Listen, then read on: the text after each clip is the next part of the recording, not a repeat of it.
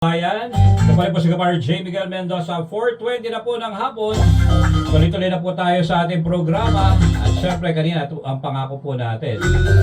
May makakasama po tayo ngayon live dito po sa ating studio. Talakayan ng mga komersyong pumatok sa market, mga usapan at kwentuhan sa larangan ng pagninegosyo at pangkalakalan sa Radyo Komersyo Talakayan. Okay, para po sa ating Radyo Komersyo Talakayan segment sa kapartner ng bayan, makakasama ho natin ang co-owner ng Biyahe Car Rental. Tutusin, 5 years na pala sila. Pero mas kikilalanin ho natin, siya na po magpapakilala ng husto sa kanilang kumpanya. Makakasama po natin ngayon si Ma'am Marie Raymundo. Magandang hapon sa inyo, ma'am. Welcome po sa ating programa. Magandang hapon po, sir. Hello po sa Pangasinan, Dagupan City. Ako po si Marie Raymundo from Biyahe Car Rental. Ayun. Okay, siguro, para mas lalong kaya na lang siguro yung bed natin. Okay, at syempre, tatanungin na ho natin, gano'n na ho ba katagal? Kung nabanggit natin yung 5 years, so, pero kung titignan natin yung pag-start nyo po dito, paano po, ma'am? Bigyan nyo kami ng konting kwento. Nag-start kami, sir, noong 2020 sa Baguio City. Nung before lockdown po yun. Nag-start po kami before lockdown and then doon na kami lumakas nung mismong nag-lockdown. Kasi po nag-lockdown po sa buong Pilipinas, then sa Baguio. Ang daming mga businesses na nagsara. So yung mga employees po nila, kailangan nilang umuwi sa mga kanya-kanyang mga lugar po nila. Wala pong bus, wala pong mga public transport, yun po. So, ang ginawa po namin, yung service po namin, with driver po yun. So, kinuha po namin sila, and then we transported them in their provinces. And then from their provinces, then halimbawa po, transport namin sila sa Nueva Ecija. From Nueva Ecija, tinatransport din namin sila to La Union, and then to Baguio. Ganun po. Okay, parang naging blessing in disguise ba sa inyo yung Yes po, Yung yung pandemic? COVID, yung COVID-19. yung COVID-19? Yes, Parang po. nagbukas ng opportunity. Pero yung pagsisimula nyo noon, ma'am, parang na-engage na ba kayo? Meron na kayong rental noon? Parang gano'n, nagsimula ba kayo sa iilang sasakyan? Ano ba yung niyan? Bale, nag-start po kami, yung private po namin ng Toyota Avanza. Nag-start po kami for self-drive lang po siya. And then yun nga po yung biglang nag-COVID, akala po namin magsasara rin kami. Hindi po pala. Mas lumakas po siya. Kasi kailangan po talaga ng transportation nung time na yun. So, yun po, greenab na po namin yung opportunity na iparent na po namin yung car namin. Meron po kaming bagong van noon nalabas. Kala po namin hindi siya magagamit kasi 2020 model po siya. Yun po, nagamit naman po pala. Yun po pala talaga yung purpose niya that time. Okay, pero yung ma'am, hindi, syempre, kung babalikan natin, di ba, nagka-COVID, ang unang fear mo, ano ba ito, mukhang malulugi kayo, di mo alam kung pare-pareho tayo na experience, kami rin, syempre sa radyo, ano ba mangyayari ito, kasi parang bawal lumabas, di ba? Yes. Pero yung opportunity na yun, dumating sa inyo, dahil meron na kailangan, ano ba yung lumapit sa inyo, parang mga corporate, mga individual na, pwede bang parental naman ninyo ito? Hindi ba kayo natakot? Syempre baka mahawa. Wala bang fear na gano'n doon that time? Fear pa rin po namin yun, sir. So, ang ginawa ng muna lang po talaga namin, sinunod po namin kung ano po yung sinabi ng local government na kailangan magpa-test, nagpapatest po yung mga drivers, pati po yung mga passengers. Ang mga lumapit po talaga mostly sa amin, yung mga empleyado po, na mga nagsara ng mga companies. Kaya po, bultuhan po, sa isang van, lahat po sila, itatransport po namin. Kaya maramihan po talaga sila ng time na yun. And then, may sakit nga po nung time na yun, kailangan po talaga, meron silang mga test na hindi sila positive. Yung COVID-19 test kit, di ba? Yes po.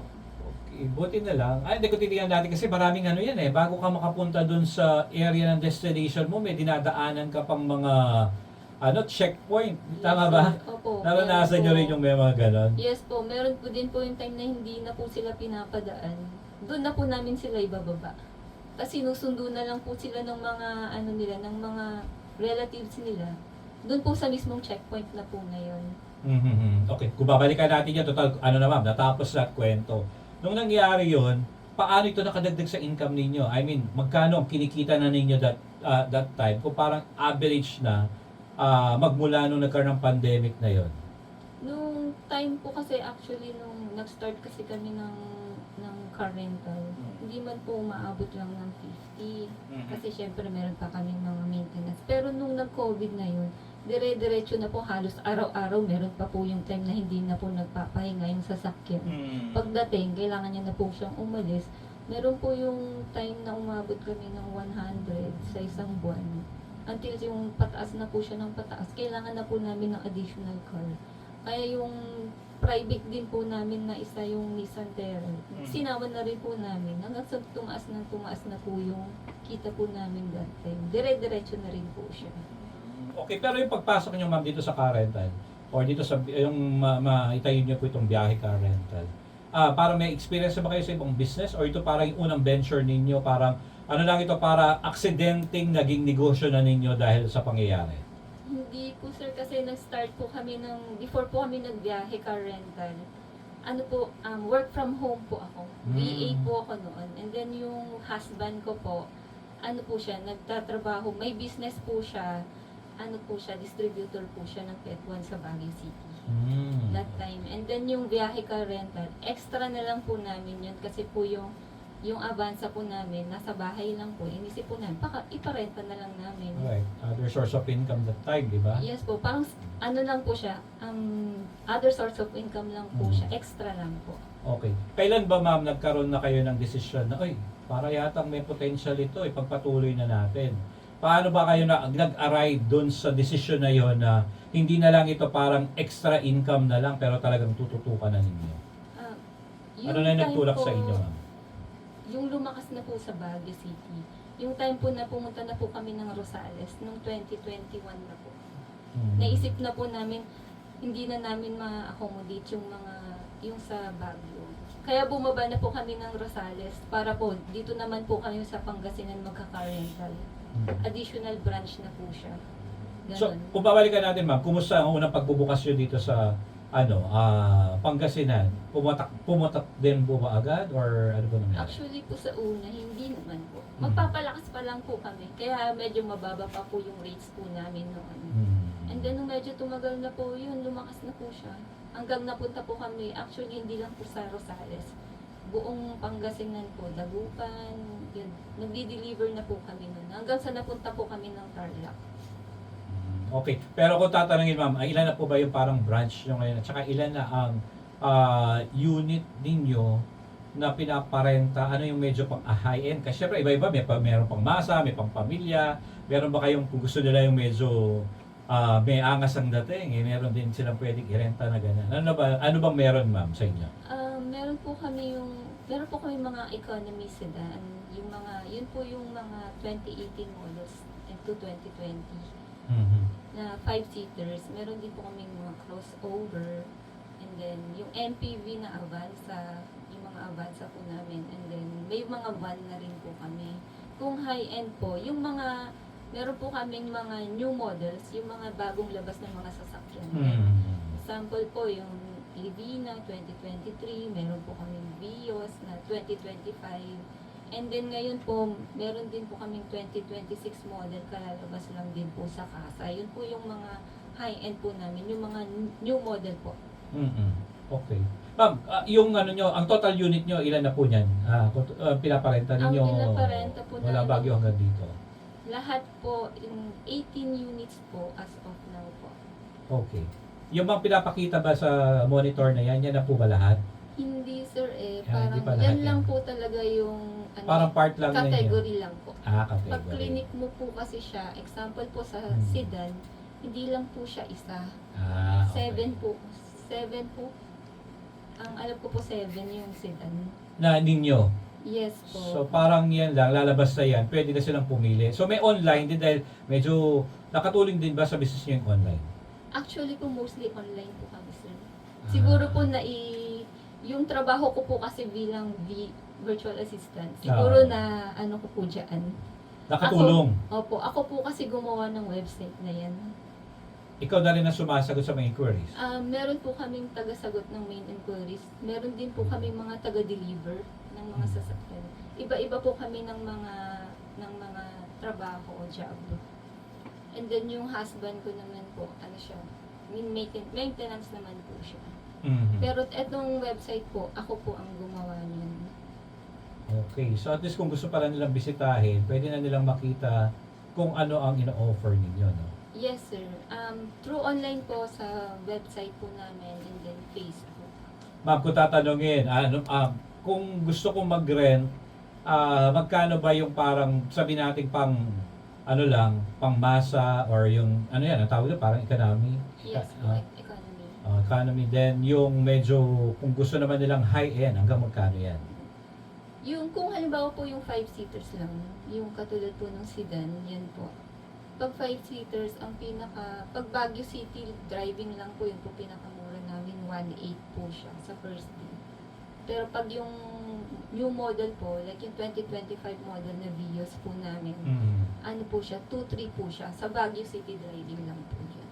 Okay. Ma'am, yung ninyo, syempre, pag ang rental ba ninyo, may driver, without driver, ano ba sistema meron kayo? Mostly sir, self-drive po kami. Self-drive. Opo, sa inyo po yung drive. Sa mga renters po, sila po ang magda-drive. Okay. Yan po yung sabihin na natin. Pero sa mga rental na ganyan, ano ba yung madalas parang challenges ninyo, ma'am? Meron din pa kayong na-encounter na itong mga nag-rent may problema, hindi marunong mag-handle ng sasakyan. At paano nyo po hinahandle ito? Marami na po kami na-encounter na ganyan. Meron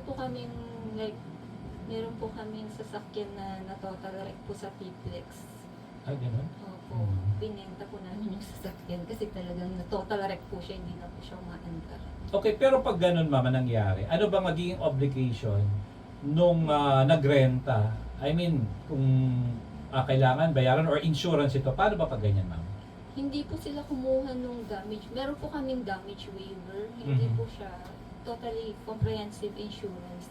In case po kasi na may damages, like major damages po na ganyan, pag yung sedan po, ang maximum po niya, participation fee, meron pong 30,000 na maximum participation fee. Pag hindi po siya kumuha ng CDW, yung damage waiver, yung total estimated amount po, babayaran niya po in full. Para meron na kayo nakaset din kasi hindi na talaga maiwasan yung gano'n na magkaroon ng aksidente. No? Yes po. Kaya yung pag-handle din ng ganyang problema, siguro pag first time mo ma-encounter, pero hanggang maka-establish na kayo ng pamamaraan kung paano na lang ito masolve. Yes po. Okay. Ma'am, ito yung minsan tinatanong nila, no? Kung pag-renta sila sa inyo, paano ba yung gagawin nila? Di ba, merong nakikinig sa atin or nanonood ngayon, gusto nilang magrenta. Paano po yung gagawin nila? Ano po, mag-chat po sila sa Facebook namin, sa Instagram, sa WhatsApp po, online po, sa website, or mag-email po sila sa inquiries nila, and then bibigay po namin yung rates po. Then, if okay po sa kanila yung rates, saka po sila mag-submit ng requirements po nila, and then we will ask for a minimum of 1,000 lang po for the down payment to reserve the unit. Paano, ma'am, yung kailangan, meron ba silang kailangan na personal info na ibibigay sa inyo na mag-rent or okay na yung mag-down sila or yung tawag daw, Reservation fee po. Reservation fee. Kailangan po namin sir yung IDs po nila, like yung license po nila kasi chine-check namin yung category kasi minsan yung iba gusto nila mag-rent po ng van, hindi naman po sila pwedeng mag-drive ng van. Okay. May ganun palang sitwasyon sa Opo, kailangan. Baka mamaya pang motor lang yung lisensya niya. Opo, meron pong ganun. Pang motor lang pero magda-drive siya ng van, hindi po namin sila inaalam. Okay. So yun pala, doon sa magre-rent, dapat kailangan nyo maintindihan kasi part yun ng safety rin, di ba? Yes po. Safety ninyo, safety rin ng company na magpaparent sa inyo dahil Opo. hindi Pag nyo- nahuli po sila ng LTO. yan ang problema. Opo. Makukuhanan kayo ng lisensya. Basta wag lang po nilang impound sa sakit. Pero may nangyaring ganun, ma'am. Meron pong na-impound na sasakyan. Pero way back po nung COVID pa po. Kasi medyo mahigpit talaga noon. Opo, pero ano po siya, nabaybas po yung sasakyan. Ganun. Hindi, yun sana itatanong ko, ma'am. Sa nagre-renta, hindi man yung nabanggit nyo ngayon, hindi po ito parang ngayon lang ba nangyari? Hindi. Common yan, doon sa mga interview na rin natin ng mga car-rental na yung nagre-rent sa kanila, hindi mo naman makikilala yung profile talaga lahat yan kung ano sila. Pero hindi mo alam kung gagamitin ba nila ito sa, baka biglang gamitin sa illegal. Pero nangyari na rin pala sa inyo yung gano'n, ma'am. Yes po, nangyari na po talaga. Problema yun. Opo, isang taon mahigit po siyang naka-impong sa police station. Pero yan po ay parang part na ng risk ng business, no? Yes po, kailangan na lang po natin i-embrace yung risk na yun. Paano naman ang ginagawa nyo, ma'am, dahil sa nangyari na yan para mas lalo, medyo mas secure na hindi mangyari uli yun? Meron ba kayong parang dinagdag na para pamamaraan, para ma-check man lang na itong magre-rent sa inyo, hindi gagamitin sa... Actually, sir, habang nag-i-inquire po sila, ini-interrogate na rin po namin sila. Okay. Kasi, pero meron kayong ma'am, experience na talagang sa pagtatanong ninyo, mukhang hindi magandang balak ito. Meron po. Meron? Nasa attitude po nila kung paano po sila Kailangan pala medyo magaling ka rin sa pagkikilatis. Opo, kailangan po. Kasi kung hindi mo rin naman gagawin yun, ayun na nga. Tulad yan, kung 1 year, hindi apektado na yung business mo. Kailangan mo rin sumunod kasi part ng legal process yan di ba? Yes po. Wala ka naman magagawa kundi mag-move on. Okay. Yung mga dokumento na sinasabi niyo, yung mga driver's license nila or any ID, ano ba yung valid ID na hinahanap niyo, ma'am? Yung sa ID naman po, passport nila, kung saan sila nag-work, yun po, tinatanong din po namin yun. Kung ano pong mga trabaho nila. Ang tanong nila, ma'am, maaari ba akong magrenta kung hindi ako driver? Maaari po. Kasi yung iba po hindi marunong mag-drive. Meron po silang sariling driver. Pwede pa rin kung hindi kayo mag-drive. Basta may driver kayo kasi hindi naman gagana yung sasakyan kung walang magdadrive, di ba? Ganun naman yan. So, pwede yun. Or, lahat ma'am talaga sa inyo self-drive. Wala kayong, kung talagang nag-request silang wala akong kilala pwede bang kayo na lang?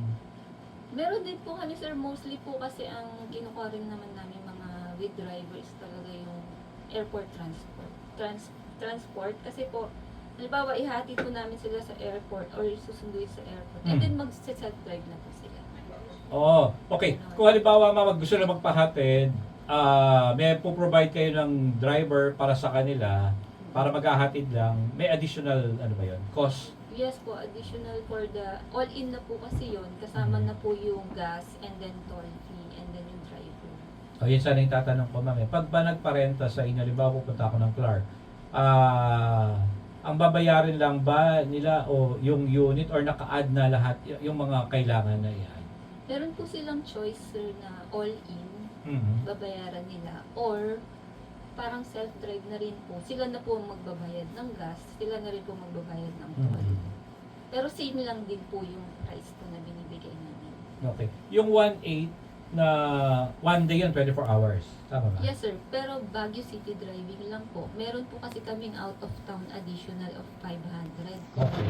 Halimbawa, from Dagupan at pupunta po kayo ng Clark, may additional 500 po yun sa first day.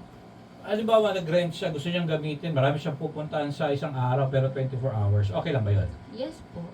Wag lang siyang magpupunta ng Maynila bigla, parang ganyan. Hindi naman po namin inire-restrict yung location, sir. Ang nire-restrict po namin yung kilometers niya, maximum of 600 po.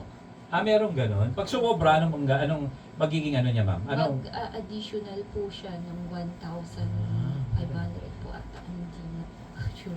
Pero 1,500 po. Kasama na pala yan doon sa para malaman mo kung saan siya nagpunta at maraming pinuntahan. Kasi nakikita mo na pala doon sa meter.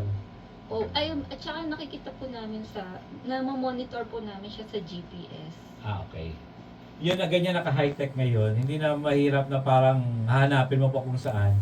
So, natatrack na rin pala sa GPS. Yes po. Aware naman sila siguro na may ganun talaga, di ba? Opo, alam naman po nila. Pang safety rin naman nila. Di ba? Pero, paano ba ma-assure na yung mga information na nakukuha ninyo, syempre, kapag may pinag-uusapan yung data privacy, like yung mga license, mga documents, o yan, yung mga GPS, kung saan sila pumunta, syempre, minsan, sinisikreto siguro nila kung saan sila pupunta. Paano parang ma-assure na yung security ng mga information yan talaga hindi naman nilalabas? Meron po kaming privacy policy Mhm. na naka-post na po siya sa website namin. Pinapakita po namin, pinapabasa namin po yun.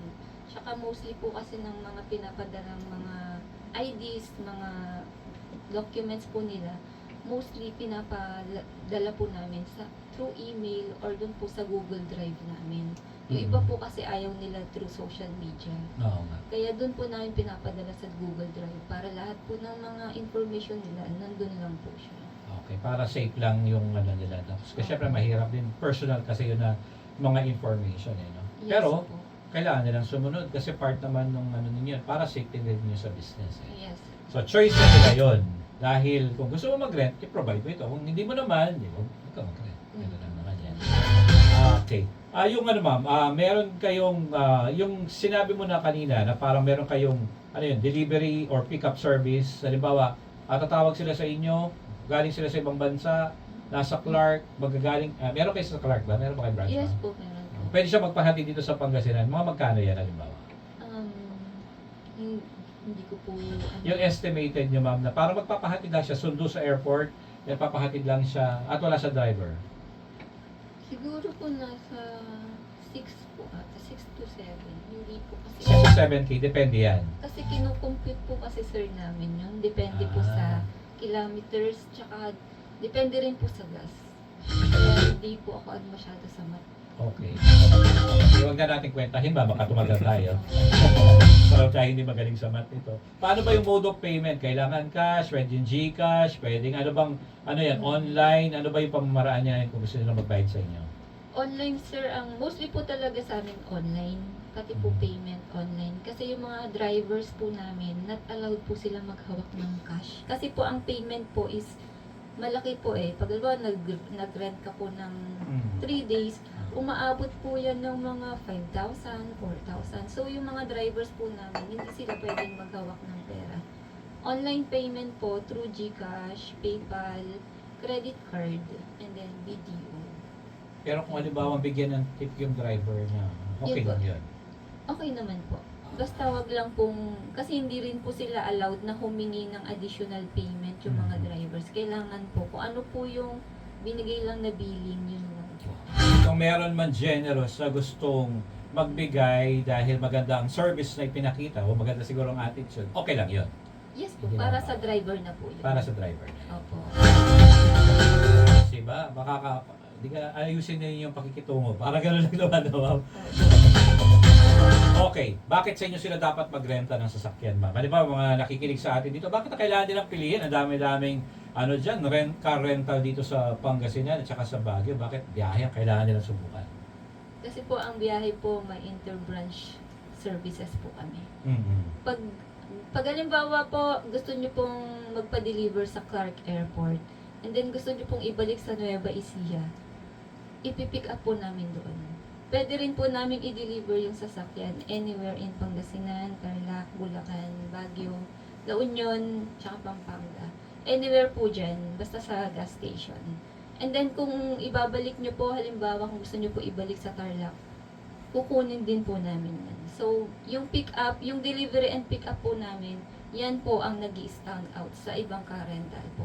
Mapakipaliwanag muli yung pick up and delivery niyan. Ibig sabihin ba niyan, hindi ako kailangan pumunta doon sa car rental office ninyo.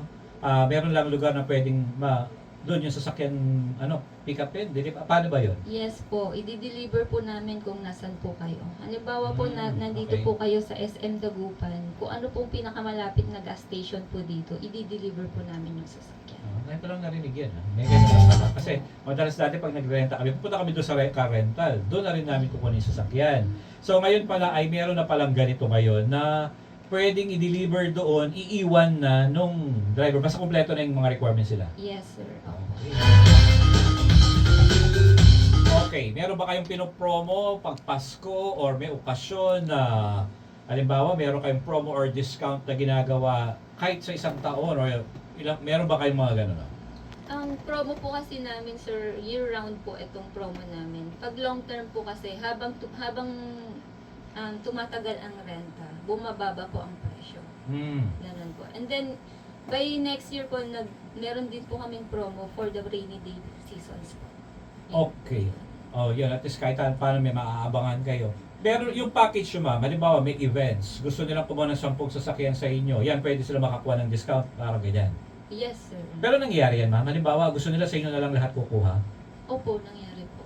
Ano po, meron po silang event din po, mga ganun, kasal. Yung lahat po ng sasakyan namin, inirentahan nila for 10 days. Oh, Ganun talaga? po. Okay, pero ba kayo parang pang bridal car din? Meron po pero hindi po masyado kasi ano sa amin ang bridal. Pero meron pong ginamit na po yung mga sasakyan tulad po ng mga events na ganun sa Sa bagay, kung may bridal car naman, pipili na yan doon sa baka yung mga ano na. Pero pagdating doon sa mga service, doon sa mga bisita, magulang, mga ganyan, pwede sa inyo na yon. Opo, yung van po ang kinukuha po sa amin. Ang allowed nyo, ma'am, sa company ninyo na pwede siyang magrenta ng gaano katagal na pwede or may limit sa inyo, dapat hanggang 10 days lang.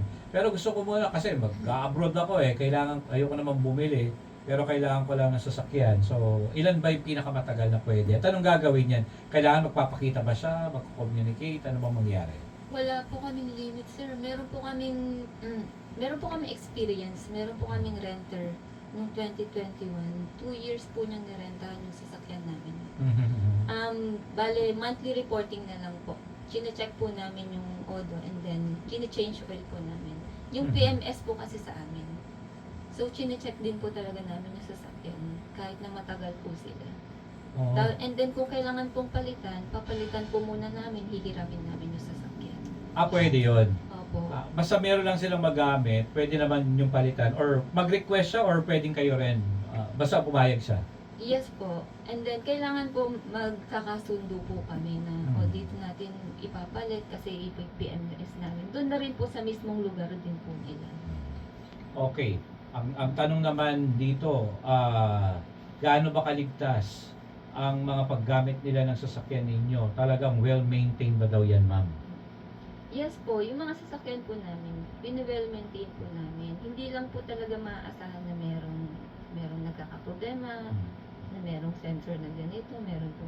Ang ginagawa po namin, makikipag-communicate po sila sa amin in case po nagkakaproblema. And meron din po kasi yung time na talagang hindi na po na kailangan na po nilang ipalit yung sasakyan. Talagang pinupuntahan po namin yung sasakyan. Pinapacheck po namin sa lahat ng drivers po namin. And then pag na-check na po at kailangan na pong kunin muna yung sasakyan, pinapalitan talaga po namin. Then, syempre, yan ang unang isa sa mga isipin din naman nagre-rent eh. Safe ba itong mga sasakyan? Condition ba ito? Lalo mo kung malayo pupuntahan, di ba? Yes po. Meron din po kaming road assistance, sir. Kung in case, halimbawa, na-flatan po sila, talagang tinutulungan namin or in case na low-bat po yung battery. Yun po ang laging nangyayari, yung nalolobat po yung battery. Yun, pinapapalitan po namin ng battery kung nasan po sila mismo. Kayo na ba nagko-communicate sa supplier nun, ma'am? Or pupunta Opo. kayo? Kami na po yung nagko-communicate and then yung supplier po, sila na po pupunta sa mismong sasakyan. Okay, di ba Hindi ganun na pala? po kami pupunta. Okay. Part na ng service nyo yan, Yes po, wala na pong additional fees po dyan na kailangan po sila magbayad ng ganito. Hindi, talagang kasama na po sa service yan. Kaya pala kailangan nyo magbiyahe na lang. Okay, ito sabi ni Onya, hello, magandang hapon po sa lahat ng sub-DZRD. Good afternoon po, sabi ni Jojep. May branch daw po ba kayo sa Santiago Isabela? Yung wala po, medyo malayo po kami. Pero kung ang mostly po kasi pag ganun malalayo, long term po, kinukuha rin po namin. Joke yata ito si Ana dahil meron daw pa kayong sasakyan na merong libreng payong agad. Madiskaya naman yata ito. Kung 3 araw daw napupunta sa Bolinao, halimbawa taga Pangasinan siya at gagamitin yung sasakyan, mga aabot ng magkano yung ganyan? Ano po kayong sasakyan? Pag Diba van po, kotse lang, pang kotse or kung van, di ba?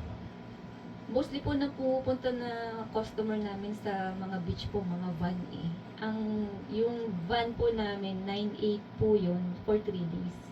9.8 for 3 days. Opo. Kung one day mapapuntang papuntang halimbawa Antipolo, from Pangasinan to Antipolo, within 24 hours lang, mga magkano yan? Ano po, yung economy po namin, yun po yung base rate po is 3,850 po yun.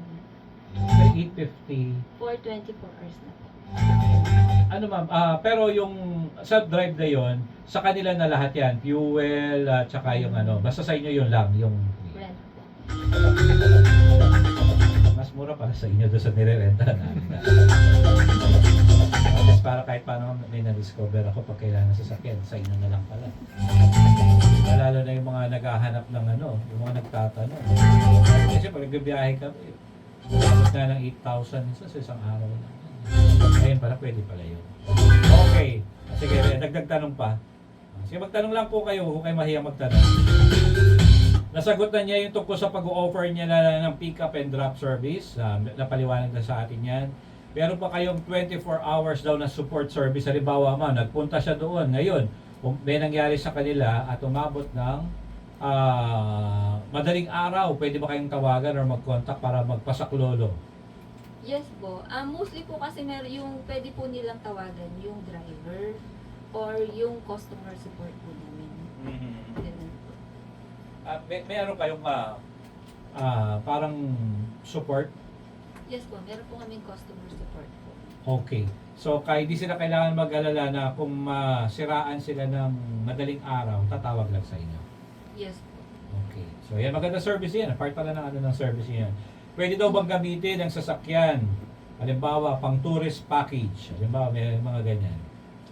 Yes po, mostly po nung kumukuha po sa amin yan sa Baguio City po, yung tourist package po namin na iikot na po sila sa buong Baguio. Pwede yun, ma'am. Opo, yun po yung may with driver po yun. Kasi, Meron po kami doon. halimbawa, ma'am, kung ako gusto ko pumasya sa Baguio, kukontakin kayo, nakapackage na yun, magre-rent ako sa inyo, dadalhin nyo na ako doon sa gusto ko dahil alam na ninyo kung saan na yun. Yes po. Mga magkari ganun, ma'am, halimbawa, family. Pag yung van po, 6,100 po siya. For 8 hours po yun. Buong araw po siya. Mag-start po siya in the morning until 5 po. At depende po. Basta ma-consume po yung 8 hours. Okay, so ibig sabihin nito, at sabagay, ang importante dyan, no? Uupo ka na lang, sasakay, papasya, hindi ka na magtuturo, alam na yung direction, malaking bagay na yun para hindi masayang oras nila, no? Yes po. Baguio City and Atok Tour po yun. Ano yun, ma'am? Atok po. Ato? Opo. Papunta Kasi na ba ako ng Atok? iba din po kasi yung tour sa Atok. Medyo mas malayo po siya. Okay, yan na po yung mga services. Pero syempre, para mag-stay at ma-maintain po isang negosyo, kailangan yung mismo umahawak ng negosyo, meron siyang, ewan ko paano niyo tatawag ito, ma'am, yung parang habit ninyo or values niyo na sinusunod para kahit ano pong hamon dyan sa negosyo pinasukan ninyo. Kasi nung sa COVID may opportunity pero may hamon kahit hanggang ngayong mga panahon na ito. Ano ba yung parang nagiging ano ninyo? Ano ba yung inspirasyon? Ano ba naging values na pinangahawakan ninyo para talagang maging matatag at matibay po yung negosyo ninyo? Kami po sir yung lagi namin ginagawa. Kailangan po kasi namin tulad po yung sa car rental po kasi lagi kami po natututo. Lagi po kasi may hamon talaga sa buhay na everyday po yung mga customer ganito, may problema ganyan. Kailangan po natututo kami sa lahat ng mga sinasabi ng mga customer namin. Like, lalo po sa mga sasakyan. Okay, so yan pala yung ang minsan kasi problema, ma'am, ng mga iba nagrerenta. Kung ang kausap nila doon sa nagpaparenta, so sabi na natin hindi siguro approachable, hindi pag may reklamo ka, paano nyo na-handle yan? Kasi ba meron tayong negative and positive feedback. Ano yung madalas na positive na feedback na nakukuha nyo at negative naman na feedback na tinuturing nito as parang constructive criticism to improve your service. Paano ba? Meron ba kayong experience na gano'n? Marami po pag sa negative po. Marami po pag sa, halimbawa, sa customer service po.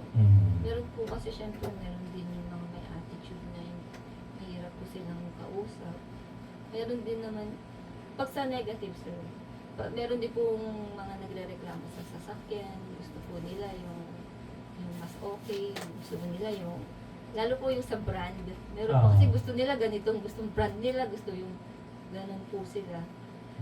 Kung halimbawa po na i-deliver na po namin yung mga sasakyan at nag-ano po sila, nagbibigay naman po kami ng mga choices nila na, gusto niyo po ba palitan namin ng ganito? ng mas bago, mas mahal po yun. Binibigyan po namin sila ng choices. Mm. Ganun po. Pero nangyari pala yun, ma'am, talaga na pagka-deliver niyo, ay, ayoko ito, papalitan ko. Opo, meron po mga ganun. Ano yung treatment nyo doon, ma'am? I mean, may additional ba? Or customer satisfaction? Pinagbibigyan ninyo? Ano bang mangyayari pag ganyan? Depende sir kung ano po yung available na sasakyan sa garahe. Ah, okay. Kung wala pong available na sasakyan at ayaw po talaga nila, ipo-pull out po talaga namin. Nangyayari talaga yun? Nangyari po yun. Hindi, pero gaano kadalas ba? Hindi naman nangyayari madalas. Or- Hindi naman po. Okay. So, ibig sabihin pala nito, part na rin yan ng mga kailangan mong, well, sabihin na natin sa business talaga may mga challenges. Eh. Yes. Pero yung pag-handle naman pala ninyo, yan, option, palitan, kung ayaw naman, pull out na lang para wala nang usapan. Yes po. Ano ba yung pinaka, sa na-handle ninyong nagre-renta, ma'am, na masasabi niyong pinaka mahirap siyang handlein as customer, na talagang medyo sumakit yung ulo niyo, pero kailangan lang harapin. Meron ba kayong gano'n na na-experience? Marami rin po. Marami. Depende po kasi sa Pero parang hindi, parang unforgettable sa part ninyo. Siyempre, kung pinag-uusapan yung negosyo, baka kala ninyo, kahit sabihin na natin may income ito, tumatagal sila, pero may mga problema din na pwedeng maharap, na kailangan harapin part ng negosyo yun. Yes po.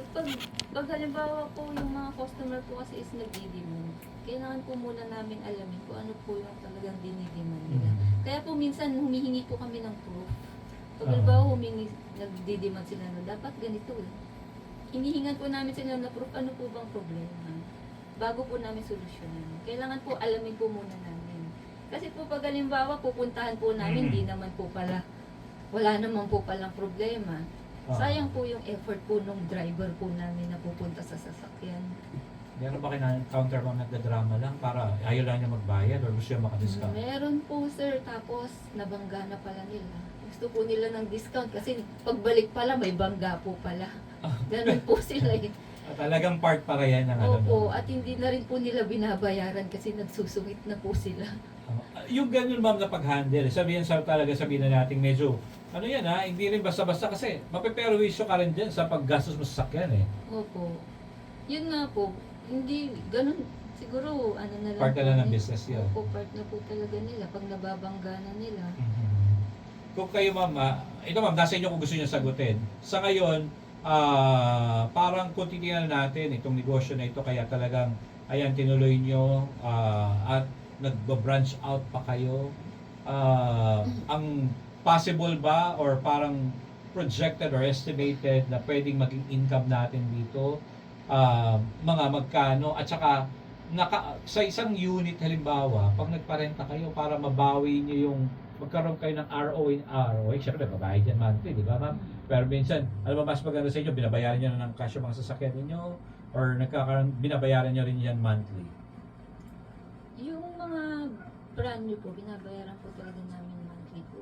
Pero yung mga medyo, yung mga matagal na po mga sasakyan namin, paid na po kasi yung mga yan. Kinakash po namin yung mga yan. Pero pag halimbawa bago po yung sasakyan, yun po, kasi syempre naka-auto loan po sila. hindi, hindi ko na ma'am hindi ko na tatanungin yung katotala, pero sa sasakyan, para at least meron lang sa isang sasakyan, magkano ang pwede nyong maging net income dyan, halimbawa? Sa isang sasakyan. Sa isang buwan lang siguro. Hindi na natin kukwentahin yung buong taon, baka mamaya pa. Hindi ko Sa isang pa- buwan lang po. Estimate nyo at least. Hindi ko po ma-estimate yung numbers, sir. Pero ang hint ko na lang po dyan, kaya niya pong bayaran yung renta niya. And then may additional lang po siya. Hindi po ganun naman na mismong times 2. Hindi naman po siya times 2. Pero i-income ka rin sa isang unit talaga. Yes po, sa isang buwan. Sa isang buwan. Okay. Kumbaga, masasabi na nating sulit naman yung pagod kasi dito sa isang unit na ito, talaga naka-income naman kayo. Yes po. Hindi ko natatanong ma'am yung total eh. Baka volume patay niya, no? Okay. Bigla punta dito yan. Okay, wow.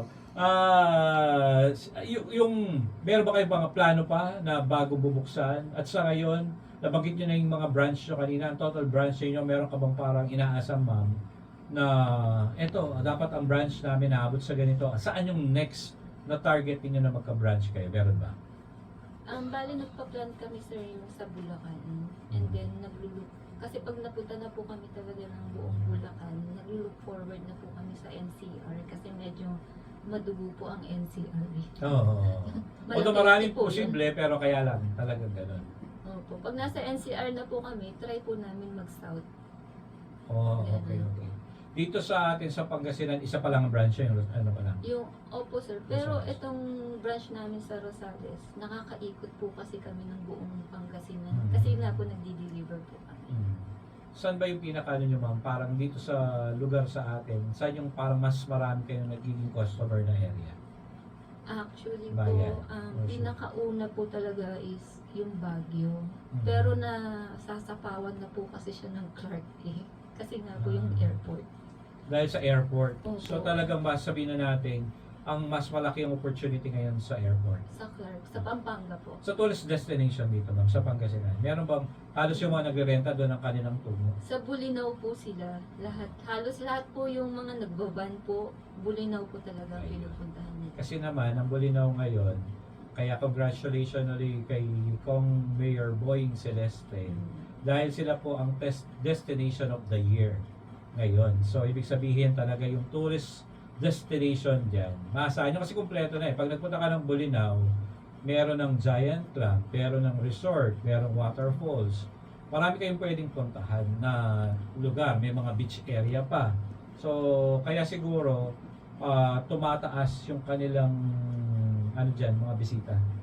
So, magandang opportunity sa'yo. May package din ba kayo halimbawa sa ganyan, ma'am, or pareho lang? Wala po sila.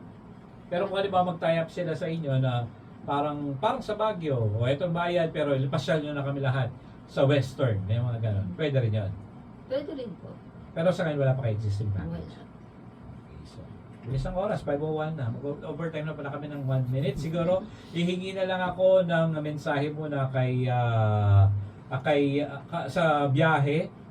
Siyempre, kung paano ba yung kanilang gagawin, or ano ba, sa halimbawa sa mga gusto pumasok sa negosyo, halimbawa sa rental, ano bang may papayo nyo sa kanila Ma'am Marie? Ano bang dapat nilang tandaan? Kasi ano naman natin pagpasok ng negosyo. Minsan, madaling pumasok sa negosyo kung may pera ka. Ang pag-sustain ang challenge dyan. Yes, tama po. And then yung, kung halimbawa nga po, kasi ang car rental talaga sobrang risky po yun. So kung i-embrace po niyo yung risk, dapat po pinag-iisipan po kasi talaga muna. And then, kailangan po maging hands-on po talaga sa mga sasakyan. Sobrang importante po sa amin. Okay, so yan po yung pinaka-tip. Actually, mahalaga yun. Dapat, bago mo pasukan yung sa negosyo, kilalanin nyo muna talaga. Unang-una, kakayahan nyo rin. Kaya nyo ba? Kasi baka mamaya, sabi nga ng iba, pag pumasok ka sa negosyo, para ka na rin may anak. Kailangan mong alagaan. Okay. Kaya hanggang maging ano naman, kasi para masasabi mo, ma'am, talagang sustainable na yung business niyo pala, ilang years? O hanggang ngayon talagang ginagawa niyo pa yung lahat talaga para mas sabihin na natin, medyo safe na ito dahil naka-establish na talaga. Actually, nag-grow pa rin po kami. Parang everyday po talaga nag-grow kami. Established na po kami, opo, kasi nandito na po ako eh. Oo nga. At dumadami naman na yung sasakyan niyo tsaka client ninyo. Opo. So, established na kami and still growing po. So, I think siguro in 3 years, mas lalaki pa po. Ano gusto mo, magkaroon ka ng 100 branch? O pwede rin? Siguro po 100 cars. 100 cars muna. Oo nga, di ba? Lalo na, ngayong medyo dito sa papuntang norte, marami na rin pong development na nangyayari. At syempre sa Clark. Clark ka ngayon, dahil ano rin ako Kapampangan, taga doon talaga ako. Kaya alam ko yung development na husto dyan sa Clark, Pampanga. Halos hindi ko na makilala nung pumunta ako doon. Grabe na ang development. Ma'am, maraming salamat. Kung meron po kayong, paano nila kayo makukontak? Kung may hotline kayo, meron kayong, ano yung pangalan ng website niyo or social media account niyo, bibigyan ko na po kayo ng pagkakataon. Para imbitahan nila na subukan ang serbisyo po ng biyahe. Yes po, kontakin po nila kami sa, mostly po through Facebook, our Facebook page, yung Biyahe Car Rental. And then you may visit our website at www.biyahecarrental.com. Ayan po. Meron po kaming live chat po doon. So, you can chat us anytime and then may support sa inyo. Then you can also call us or text us sa aming hotline 0949-99-12091. Then also in Instagram, may YouTube channel din po kami. Same din po, Biyahe Car Rental. Yun lang po. And then our branch po, yung main branch po namin sa Rosales po. Then yung garahe po namin sa Baguio City, sa Marcos Highway po, near Mhm. Podium. And then sa Clark Airport naman po, sa may Margot. Outside lang po siya ng Clark. Doon po yung garahe po namin. Dito ba sa, Rosario? Ano ba yung Rosario? Dito po sa Rosales, malapit lang po kami dito po sa Carmel East, sa Barangay Hall lang po. Okay. So, maraming salamat ulit sa ating live na nandito po sa ating studio ngayon, si Ma'am Marie Raymundo. Kapangalan mo yung artista mo? Kapag-anak mo ba yun? Sino po? Ina Raymundo, di ba? Maraming Raymundo na singer din, di ba? Kaya, okay, maraming salamat ulit from Biyahe Car Rental sa pagbibigay nila sa atin ng impormasyon pa sa kanilang serbisyo. So, kung maghahanap din po kayo ng car rental, nandyan po ang Biyahe. Narinig naman po ninyo ang pwede nilang offer sa inyo. Kung safe yung pinag-uusapan, nandyan, kondisyon ng sasakyan, at pwede po sila dito sa North at kahit sa Clark. Maraming salamat po. Maraming salamat din po sa nakisama sa atin sa ating mga nag-chat, nagpadala ng message. Maraming salamat. At sa SMNA Management sa pagkakataon binigay sa atin na makapaghatid ng totoong serbisyo. At maraming salamat din sa ating co-pilot si Jeff at saka si Tan. Maraming salamat din po. Happy birthday pala kay Mayor Joel Santos. Meron ba siya picture? De Los Santos. Yan. Ng dating mayor po ng Santa Barbara. Happy birthday po sa inyo. Ito po si Kamar J. Miguel Mendoza. Abangan nyo po ang susunod pang mga programa. Inyong napakinggan ang